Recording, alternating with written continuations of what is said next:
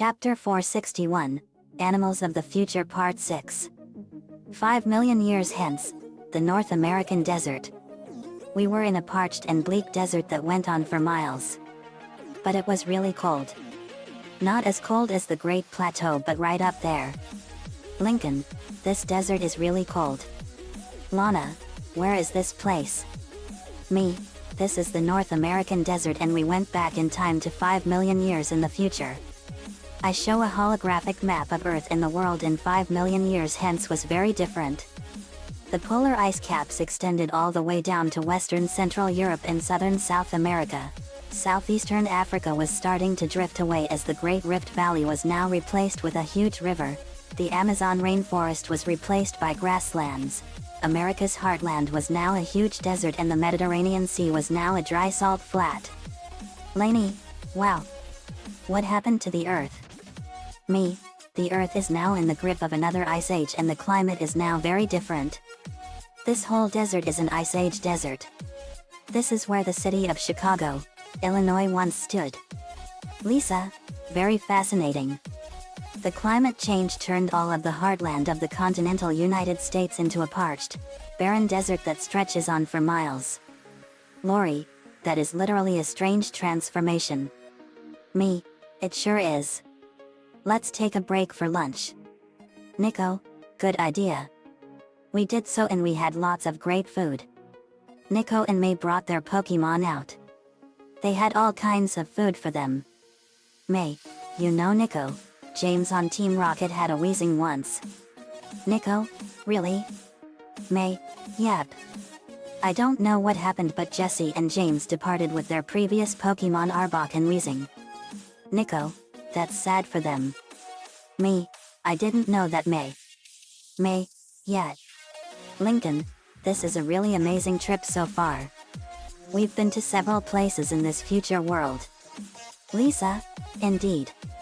It's all unlike anything we've ever seen before in our time. Lana, I'll say. Lola, this is an amazing trip, and the landscapes are amazing. Along with the animals. Lainey, these animals are all amazing. It's hard to imagine that evolution can have so many possibilities for the animal kingdom. Lori, it's literally amazing. Me, it sure is. After our lunch we continued on, and as we trekked across the desert we saw some sand flying out of a hole in the ground. Lana, what is that? Me, I know what this is. Lana, let me see. Lana looked down into the hole, and she heard singing, and she saw strange mole-like creatures. Lana, cool. What are these creatures down here? Me, these creatures are called sphinx, and believe it or not guys, they're descended from quails. Lori, those little things are literally birds? That's too unusual. Me, I know. Lisa got a closer look, and she saw the sphinx. Lisa, fascinating specimens. They have given up the power of flight and are now like moles. Me, that's right, and they now live in a huge colony like the social insects and have their own caste system. Lori, that's amazing. Lana, it sure is. It's hard to imagine that these were once birds. Me, they still are birds, but they have a different style of living in the animal kingdom. Then a creature with bony spines on its back and her young baby came. Me, oh wow. It's a desert rattleback. Lana, that's a cute little guy. Me, she is. Believe it or not guys, they come from South America, and they are descendants of the agouti. Lori, an agouti? What's that? I show a holographic orb, and it showed an agouti. Me, this is what an agouti looks like in our time. They are rodents that live in the Amazon, and they eat nuts, fruit, seeds, insects, fungi, and leaves. Lainey, so they're omnivorous. Me, exactly. Lisa looks at the rattleback. Lisa, what a fascinating specimen. They are magnificent creatures. I'm surmising that those scales on its back are for defense. Me, that's right Lisa. Those scales aren't just for show. They are used for defense and for warding off enemies. Lola, what are those scales made of? Me, they are matted hair that's fused together like rhinoceros horns. Lana, that is really cool.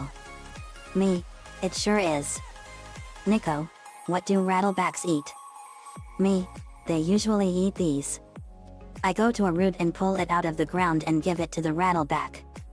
Me, they eat plants called desert turnips and they provide their food and water for them. The rattleback left, but in doing so it attracted another presence. We saw giant bats flying over us and we were both shocked and scared of them at the same time. Lana, are those bats? Lola, those bats are huge. Aline, that is a scary sight. Me, those aren't just any bats, guys. Those are future predatory bats called death gleaners. They are descended from the bulldog bat. Lainey, but I thought bats only come out at night. Never in the day. Me, normally bats are nocturnal, yes. But these bats have adapted to coming out in the daytime. They have a 3-foot wingspan and they are carnivorous bats that eat skinks and rattlebacks.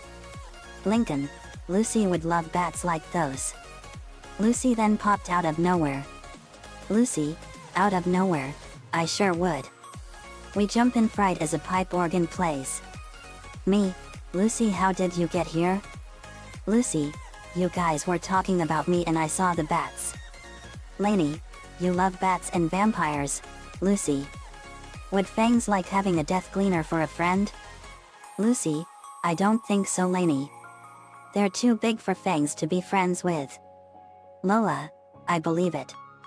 But those bats are amazing. Lana, those bats are cool. Lisa, they are magnificent specimens. Lucy, what really surprises me is that these bats can hunt in the daytime. Me, that was my first reaction too. What do join us on our adventure, Lucy? Lucy, sure. I want to learn more about these places you're going to. A death gleaner landed by Lucy and got up to her. Lucy knew what it was saying as if she understood the ways of the bat as she is a vampire. Lucy, it's all right. I understand. Me, wow. Lucy is amazing when it comes to bats. Brittany, Haiku, and Shannon would agree too. Nico, it's amazing. May, it's scary and cool at the same time. We then proceeded on to our next location. Continues in part 7.